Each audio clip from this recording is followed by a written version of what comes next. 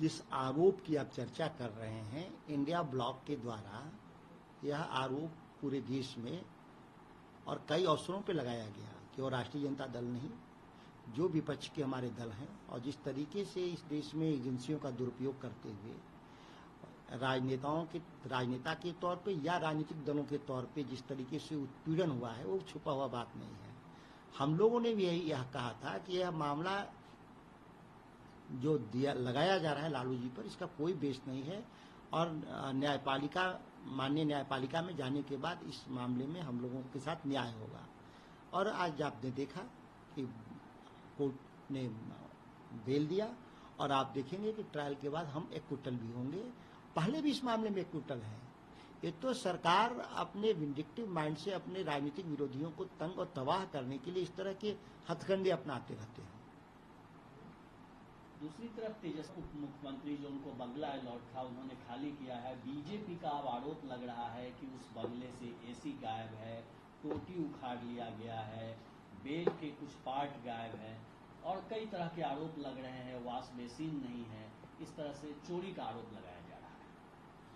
आश्चर्यजनक है कि कोई भी बंगला सरकारी संपत्ति होता है, प्रतिनिधि के तौर पे जो हम लोग को मिलता है हम लोग जाते हैं और फिर जैसा होता है वैसा हम लोग छोड़ के चले आते हैं। लंबे समय से सरकार में बैठे हुए लोग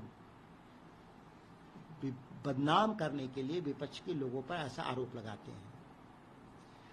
जो सामान सरकार ने दिया वहां के लिए उसका एक लिस्ट जारी करे, भाजपा के लोग सरकार में वही लिस्ट जारी करें कि क्या सामान उसमें था, छोड़ने के बाद वो सामान वहां उपलब्ध है नहीं है, एक लिस्ट जारी करें अधिकृत तौर पे। दूध का दूध, पानी का पानी हो जाएगा।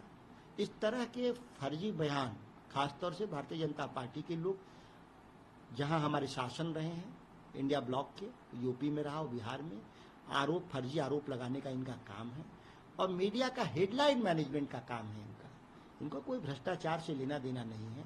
आप देखिए होंगे कि एनआईए का डीएसपी बिहार में गिरफ्तार हुआ सीबीआई के द्वारा, वो भी केंद्रीय एजेंसी के द्वारा घूस लेते हुए।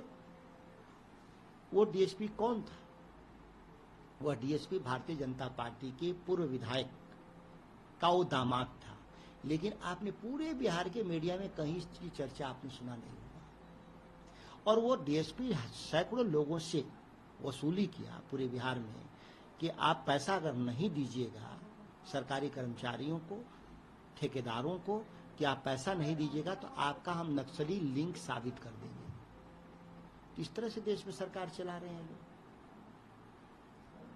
तो ये इसी तरह से हास्यास्पद आरोप लगाते रहेंगे।